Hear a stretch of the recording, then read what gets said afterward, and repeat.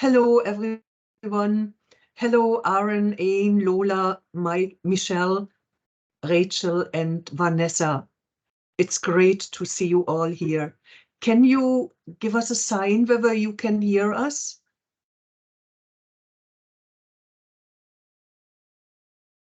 You can see. That's great. Anya, yeah, I can see that. Brilliant. Thank you very much for raising your arm and giving us a sign that you're here. On the screen, you should see Sharon McGreevy and myself. We are both working at IEDT and are lecturers, and will guide you through today's evening, through today's session. That's brilliant. Thank you, Christine. So will I get started, Christine? Do you think we're ready to go?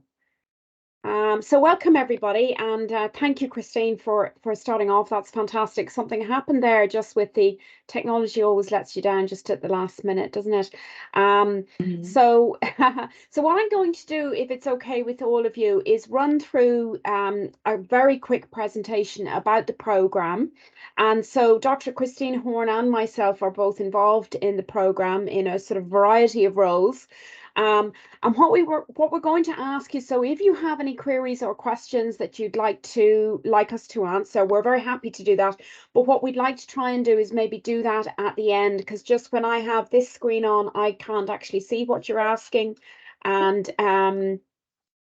we'll deal with all your queries just at the end. So this will only really take a couple of minutes just to run through. I think somebody else is just coming in. That's lovely. So very welcome, Neve. So we have quite a few of you here now.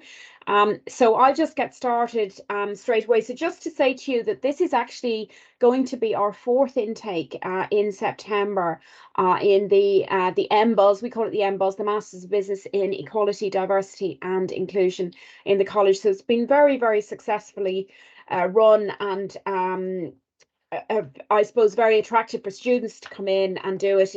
It's a program that's in quite high demand at the moment.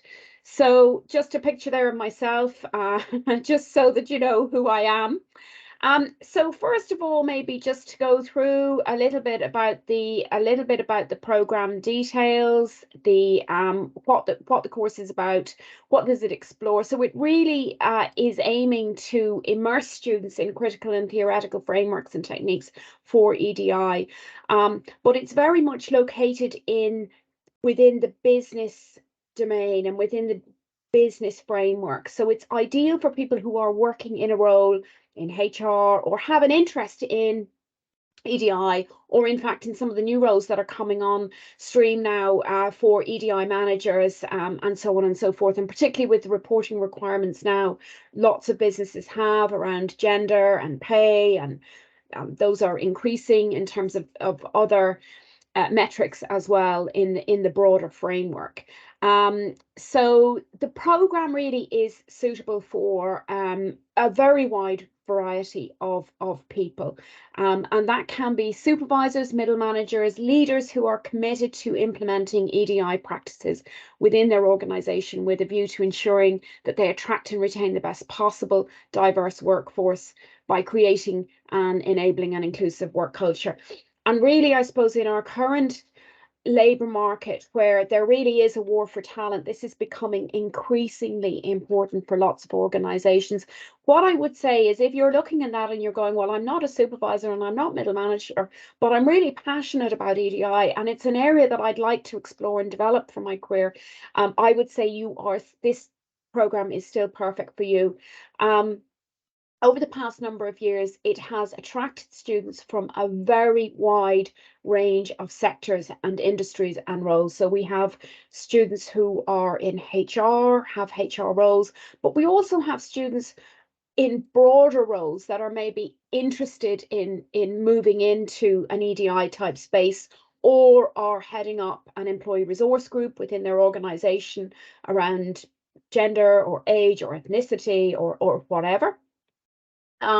We have students from large multinationals, from the tech sector, from pharmaceuticals, but we also have students from the non-profit and voluntary organisations. We have students from the health sector, from education. We have self-employed students. So it really has been a very broad range of people. And I think that's really the richness of the programme. It is bringing you all together. You're all passionate about EDI, and it is sharing those different perspectives that really gives an extra richness, I suppose, to the programme. So it really it's designed, I suppose, to combine theoretical and academic rigour in understanding the conceptual context for EDI with practical application. Now, what I would say is lots of students come in and they maybe have a very strong focus on one aspect of EDI, and we're really trying to embrace right across lots of different aspects. And so sometimes students find that initially, you know, it's a little bit challenging because maybe you haven't thought of something through that lens or through another lens. So we're encouraging you to do that. So the program is assessed 100% through project-based assessments, and they are completed at two junctures really. The first semester, which is at Christmas, and the second semester then, which is coming up around now. So sort of end of April, beginning of May. And there's a whole range of sort of assessments that we use. Equality auditing is one, presentation, policy, commenting on policy, analysing policy, risk assessment for organisations, report writing. In my own subject, for instance, you'll be interviewing somebody from a minority group, and you'll be looking at their lived experience of the recruitment and selection processes within the organisation. So organisational experience and exposure is quite important in this programme.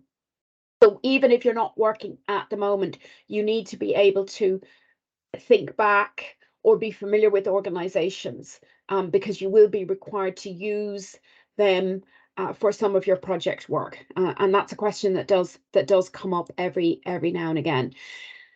So basically, the masters, we run this programme with the postgraduate diploma, and this is it's a part-time, it's a very unique program, as I said before, because of its business focus, because it's very focused in the sort of world of work and within a business context and an organizational context. It's a 24-month program in total. So in first year, you complete the taught modules, and that's 60 credits. And I have the subjects for you in just a second on the next slide, so I'll go through that. That first year is also the postgraduate diploma, and that is also eligible for Springboard funding. And some of you may or may not be familiar with Springboard Plus funding, but you must apply through Springboard for that program, okay, to be eligible for that. And there are a whole range of requirements around that, and you need to make sure that you meet those requirements, but I can deal with that a little bit later on. The second year then, having successfully completed the 60 credits, you come back in the following September, complete your research methods module and your research project. The research project, you'll be assigned a supervisor, and you will work with that supervisor to produce your research project. So the entry requirements for the programme, you must have a level 8 or equivalent in any discipline. Ideally, we're looking for a 2-1, but a 2-2 is acceptable. And ideally, we're looking for some experience as well. We find that that's quite helpful. So the modules for first year, and I've just listed them there, and I mean, I don't know how helpful that is for you at this point, but just to say, so the strategic HR is the module that I teach, and I normally start that off in September. Critical theory and identity is, I suppose, gives you the sort of the sociological basis that you need. That module runs through the 2 semesters. The EDI policy implementation and evaluation is the only 5-credit module that you do, and that just runs in semester 1. We ran it in semester 1 this year, and I think that's the plan again for next year. EDI origins and context, again, will run in semester 1. When I'm saying semester 1, I mean between September and December, and it means you will complete the assignments by December or by very early 2024, but before you return for the second semester. EDI management theory and leadership and the legal frameworks are completed in the second semester. And then in year 2, you have your research methods module, and that will run one night a week between September and December.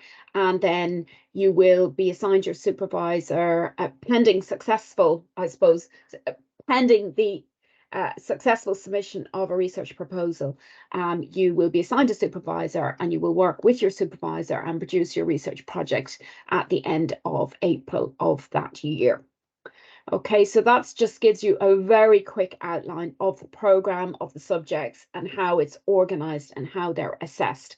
So the question students always ask me is, well, when does it run? So the program runs on Tuesdays and Thursdays from 6 till 9. And every second Saturday, and the Saturdays rotate between being online and on campus. So we're just planning actually at the moment for the on campus for the Saturdays. So I will have a list of those very, very shortly available, and I'll be able to circulate those for all of you. We try, it's broadly about once a month, so probably twice before Christmas and a couple of times after Christmas, you'll actually be on campus on a Saturday. And that we've had really good feedback around that, the way we've structured that, because it means that you do meet each other. And whilst the online is very convenient for everybody, and particularly during the weekday classes, it is really important that you meet face to face. You meet your lecturers, but you also meet each other, because there's massive richness within the class itself. So that's the really, really important piece that we have found. So we will be starting on Tuesday, the 19th of September. That will be your first class. And before that, we will be doing a sort of intensive mandatory induction on Friday and Saturday. So the middle of September. So the 15th and 16th of September from 9:30 till 5, we will be doing we'll be doing our mandatory on campus session, and that works very well. We've had really, really good feedback from that. So I hope that's kind of a whistle stop tour really of the program. So what I might just do now is stop sharing my file, and then I'll really, I suppose, open it up to the floor if any of you have any questions or anything that you would like to ask. Just pop your hand up and turn on your camera and your mic, and we'll take it from there. And if you like, of course, you can also switch on your pictures, but that's optional for you. Completely. Or you can put a question, I suppose, in the chat, and we can try to yes. Just a quick question for you, Sharon. Can we send a copy of the slides, of course, to the participants? I'm sure we can. I can't see why not. I suppose it's the marketing department that have organized the session tonight. So obviously I don't have your emails, but we will, there's no reason why not. Okay, Rachel. Yeah, there's no problem about that. Yeah. Now the dates and everything, we're going to actually try and put the dates up online. In fact, I was just talking to the admissions office, Rachel. So we'll try to get those dates up online. And I'll talk to the admissions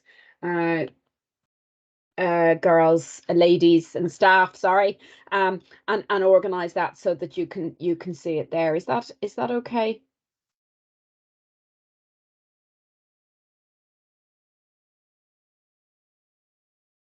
Well, they can't turn on their cameras, or their... Yes, I just see this. I'm trying to Can we do deal that? with it. Yes, I'm just trying my best here. Now, thanks, Michelle. The Springboard application my understanding, Michelle, is that they're not open yet, but they will be very early May. So that's not that far away. So you really need to keep a very keen eye on that. What I would say, folks, to all of you is, if you are really interested in this program and you want to go through the Springboard application process, you need to be ready to go. This program fills up very, very quickly. And yes, it would be suitable for school boards of management, Neve, I think. Yeah. Now, interestingly, we haven't had anybody from that type of background, but that I still think it could be very, very useful. So sorry, who was asking me? Springboard, And Michelle. you should now be all able to use your cameras and to use your microphone. So please feel free to. So Michelle, is on. that okay? Have I answered that question? Okay. Yes, thank you, Sharon. It's just to is there any way, like, is the only way to keep in touch just to keep checking their website now, every my day, or is there understanding, any alerts or whatever? okay, my understanding at the moment is that if you go onto IADT and have a look at the postgraduate programs and the admissions, you should be able to register your expression of interest on that. So obviously that will get you onto some type of list. Okay. Now, obviously that doesn't guarantee anything, but that's your first step. You could contact the admissions office and double check that and see. I don't know exactly when the Springboard programs will open. I was just told today it's going to be in early May. So that's really only around the corner, you know, and it will fill. So what I would say to all of you is, if you are really keen on this program and on applying through the Springboard route, get all your ducks in a row. So you need to get your parchments and your transcripts ready. Okay, so you need a copy of your degree. You need the full details of your degree that you completed. Okay, you need a CV. They will ask you for a CV. Now, Springboard also have additional requirements around your current address, proof of residency, your PPSN number. You need to meet the nationality criteria, which is an EU driver's license, passport, national ID card, or birth cert with official photo ID, proof of living in Ireland for 3 of the last 5 years. Now, it says here 3 separate documents, and I'm not entirely sure. It was Robin from admissions sent me that today, and I'm not entirely sure what she means by 3 separate documents. Proof of employment, recent payslip or employer's letter on headed paper, dated no more than 6 weeks before the course starts. So that's if you're in employment. If you're a job seeker, you need to include your Department of Social Welfare payment. And if you're a homemaker, so there are different requirements for different groups of people depending on what category you fall into. Okay, so what I would say is, if you are interested, start working on getting all that documentation ready to go so that you can move quickly and you can then be offered a place, because it will be on, like, the application has to be complete before we can evaluate it, and then we'll make offers. So, okay. So there's about 16 places. Now, we did offer a waiting list last year, and we ended up offering the top 4 on the waiting list got places. Okay, so that's just to say to you, if it happens that, you know, the program is full and you're very disappointed, find out where you are on the waiting list, because that's broadly indicative. Last year we were able to offer 4 places. Now, sorry, Neve, you're asking me about an inclusion officer. We have an EDI officer, yes. And obviously, depending on the need, you know, there should be no problem there, and we can put you in contact with the Access Office. We have an Access Office, and we have a range of supports available.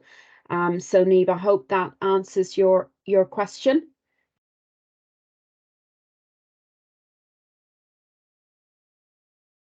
I'm not sure. I hope she heard that. Okay. Okay, any other questions? Yeah, English as a second language. Now, there is something, there will be a requirement there. Yeah, there will be a requirement. Now, this program requires a lot of written work and a lot of reading. And so you would need to have very, very good, very high level of fluency with it. And there are, I don't have those to hand, Vanessa, but the admissions office, Robin in the admissions office would be able to tell you. Okay, so if anybody is coming in with English as the second language, now we have taken people with a second language and it has been fine. So, you know, it's not something we're unfamiliar with. So, well, Niamh, really, I suppose the key criteria are do you meet the entry requirements, number one? Okay, so, and have we got all the documentation ready to make you an offer? And it can often happen that students apply, but they don't send with it all the documentation that we need. So we can't make an offer then, that can delay things. So really, now sometimes we have been speaking to people. It's not really a formal interview, but we would speak to people just to ensure ensure that their level of interest. We normally find, to be honest with you, the people who come on to this program, students who come on, are very passionate about EDI. They're very, very committed. They're very enthusiastic, and they're very highly motivated. So that's certainly what we have experienced so far. But I would often speak to students individually just as they're applying or as they're preparing their application. Funded, there are 16 funded places on this program through the Springboard at the moment.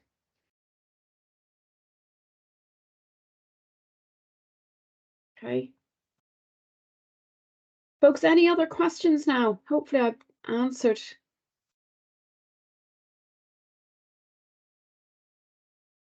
What you need. Niamh, is that okay? So, yeah. Well, we offered the funded places were 16, and we had some other students who applied and paid in full for the program, but we wouldn't generally take any more than 20 anyway.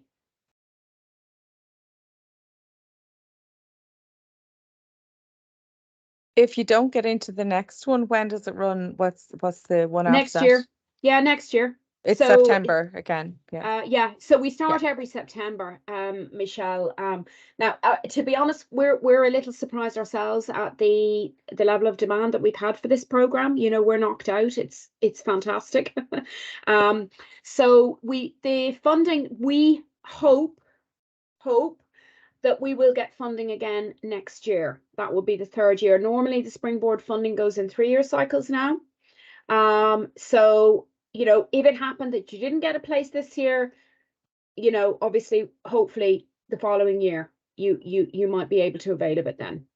Beyond that, I don't know whether we will be successful again. We have to bid for those programs, so we are reliant on the HEA telling us, to be honest with you, whether we have that or not. And that's a little bit of a lottery for all of the colleges, to be honest. And would the demand merit having 2 sets, or is it not at that level? Well, that's a kind of a double-edged sword, actually. Like there's the resource side in terms of the people providing, you know, the provision side for us, and then the supervision at the later stage. So that, you know, we're a relatively small team, and that would put you know, and we also teach most of us for the full-time undergraduate students as well. So there's that element, and then the other element, I suppose, is that this is a new emerging area. I think this is in its infancy, you know, this whole EDI provision, and new roles are opening up in organizations all the time. And I think it's about balance in terms of doing what we can do really well and giving a really good service to the students that we have. But I hear you, and I, you know, so is that okay? So the lecturer as well, for instance, Niamh's asking me the background of the lecturers. So the team that we have at the moment. So I lecture in human resource management, and my background is in HR, and I've done quite a bit of work and research work. Well, I'm doing some at the moment on the menopause, women in the workplace, where I've also completed some work on disability in the workplace and females and atypical work in the workplace. So I've done a lot of work around all of those areas from a HR perspective, and my own doctorate then looked at changing roles of academics within the technological universities and IoTs. So the team is fairly diverse in that we Jakub is a sociologist in the humanities department. Jeff is lectures in leadership and management. He has recently completed his doctorate as well on inclusion, is his main area, although he would be able to speak to you more about that.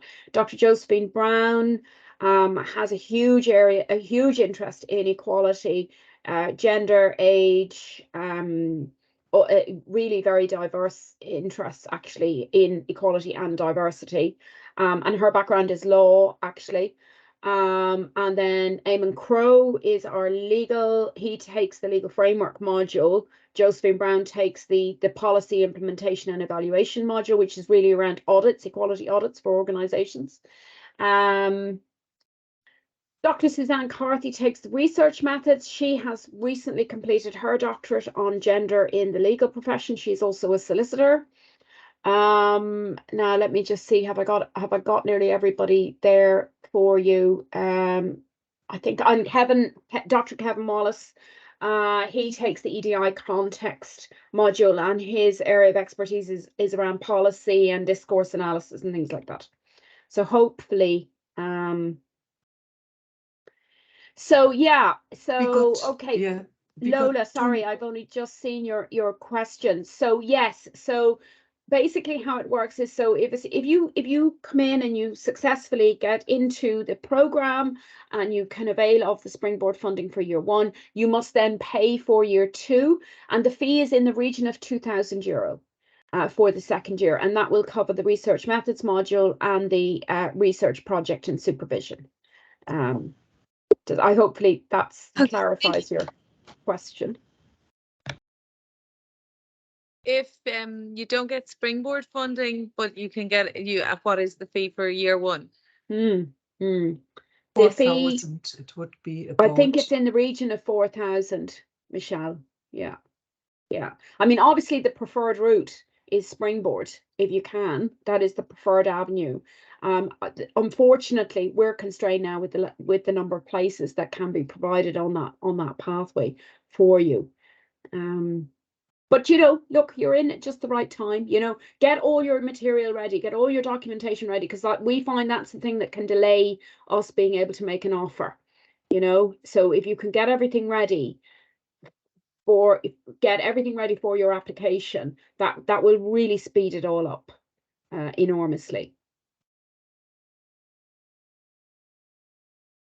Yeah, Niamh, we are in contact with, I suppose it's more advocacy that, the charities that take on an advocacy role, for instance, that we tend to liaise more closely with. For instance, we had Age Action in 2 weeks ago to speak about their new report, Reframing Age, which was fantastic. We had their head of policy, Nat O'Connor, in to speak to the students, and he was just excellent. It was really, really interesting. So I suppose that's the kind of consultation and communication and liaison that we have with the charities. So we have there are master classes that are arranged, and actually I'm working on the lineup for this year's intake, and they will be things like, we have students from advocacy groups and from the charities. I mean, we've had somebody from the Red Cross, for instance, through. We've had a number of advocates around gender pay, particularly, funnily enough. So we have had individuals and students who are advocates maybe for particular groups. So we've had a very diverse range of students, really, and that really adds to the whole experience of the program. When you're sitting in the classroom and the person beside you is in a charity and somebody else is in a multinational and somebody else is in a high-tech environment, those different contexts, it's very, very enriching for all of you. Okay, any more questions, folks? The questions are good because I'm sure lots of you have the same question, and and there's always things that we leave out. Yeah, I think so, Niamh. I think the networking opportunities, within the group are fantastic. And the support, I think there's, you know, and I recently completed my own doctorate and part of it was taught. And I think that experience of the classroom and that mutual support that you get and encouragement that you get from each other cannot be underestimated when you're on a program like this. Now, what I would say to all of you is this program is very intensive. It does require a huge amount of personal commitment and time. You need to, you know, make sure you can give it the time that it requires. So it's not just attending on the 2 evenings and every second Saturday.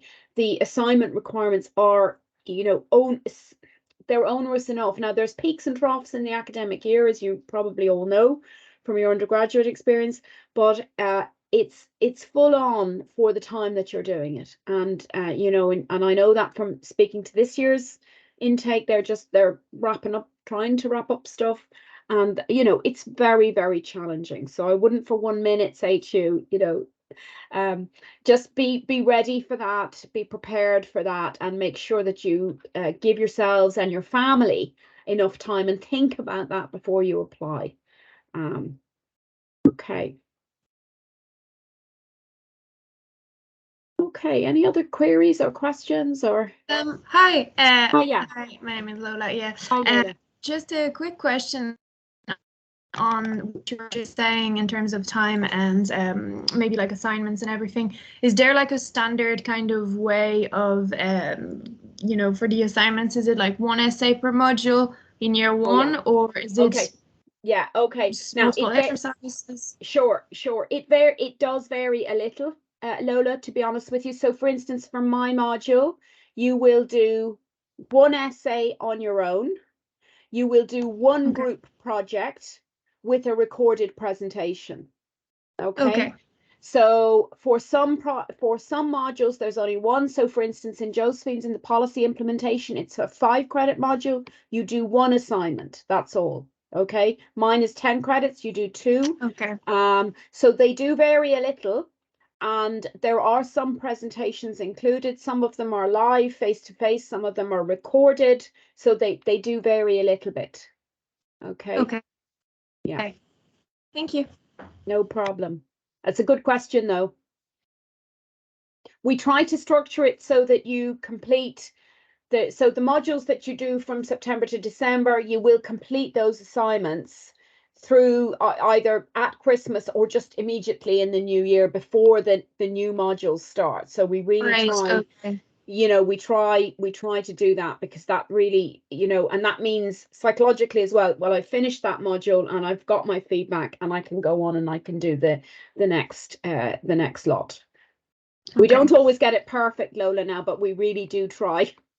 Okay. And just another question. I'm looking at the modules for year 1 because I took just a screenshot of that. Which are the ones that have the more credits then? Is the maximum would be 10 credits or? Yeah. Okay. Do you know what? Let's just go back to the presentation and let's just I'll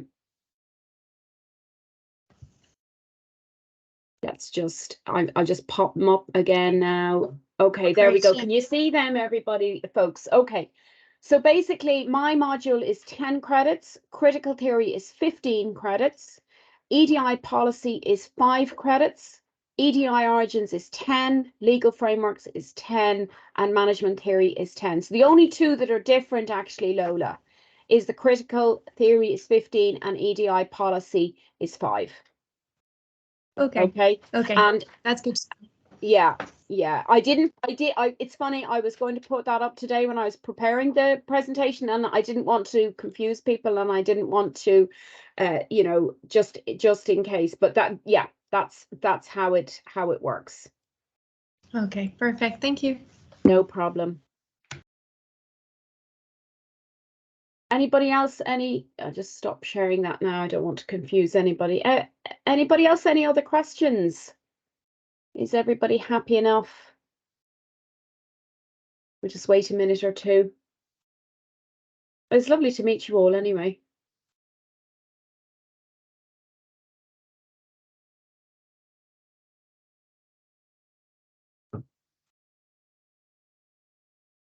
don't see anything else coming. Neither see I. So you can use either your microphone or you can use the Yeah. chat room. I think most of you have access to the chat room. Yeah.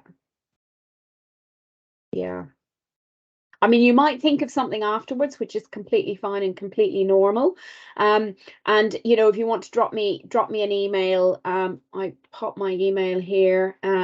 So our email addresses are actually all the same. So just pop mine up here and just say that you were at the session and you forgot to ask or something. There we go. Okay, so it's Sharon.McGreevy. It's just my name at iadt.ie. Okay, so that's all our emails are like that. So you can put, and if I can't answer it, what I will do is I will copy the response onto the admissions. Sometimes students ask me something and I'm not 100% sure, and I'll copy that to the admissions. And Robin Maguire in the admissions office is very, very helpful and very knowledgeable, and she will be able to set us all right.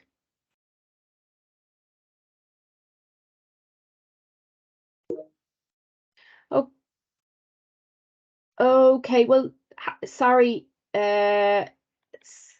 Neve. Just in terms of the equality part of the course, I'm not sure exactly what you mean by that. Like equality, I suppose, permeates everything within the program. So, for instance, I'll take my subject. You're looking at HR. We start off, we start looking at recruitment and selection, and we start looking then at, you know, the recruitment and selection practices that organizations have and how they can implement more EDI friendly policies, and what kinds of accommodations are they making for more diverse recruits. So I think I don't know if that answers your question. So for every single thing that we're looking at, we're putting an EDI lens. Yeah, we do, in terms of how to facilitate different groups. Absolutely. So for instance, the first assignment that you're going to do for me would be it's actually we call it a lived experience assignment, but you're basically looking through the lens of the individual, their individual experience of recruitment and selection in an organization. So, you know, that, and from that, then you're making recommendations about how an organization can respond more effectively to a particular minority group. Does that answer the question, Eve? I hope that's helpful. Okay, that's no problem. And Robin's email. Okay, so that's, hang on. Yeah, I think I have it here. Have you got it? My email is very slow today. I think I've got it. I'm just trying to figure it out. It's Robin. It's an unusual. Hang on, I'll pop it up, folks. ROBY. So it's Robin. ROBYN. Robin.Maguire. MAGU. I thought it was all lowercase. Christine, am I wrong? The lowercase doesn't matter in an email. It doesn't. address. It's not case sensitive. Okay, so No, that's Robin. ROBYN.Maguire. MAGUIRE @iadt.ie. Okay. I pop it in an email in a second. Yeah. Yeah. Not in an email. I pop it in the chat room. Yeah, I just put it in there. Hopefully I put the right one in. Can you not see it? Yeah, that's actually correct. It's correct. Okay, that's fine. Yes. Sorry, it's just because I have an email there from her. It's absolutely today. correct. Yeah, that's great. Okay. Like, Robin is brilliant, and she will put you straight, and actually it's Robin you'll be dealing with really on a day-to-day basis when you're going through the application process. It's Robin who you will deal with. I suppose I'm probably better placed to answer questions around the course content, you know, when the modules are running, those types of questions, you know, the types of assessments and when are they, all of those kinds of things I can certainly help you with. But certainly if any of you have any queries after today, after this evening, there's absolutely no problem. We're very happy to chat. Okay, we'll just give it another minute or two if anybody else has anything.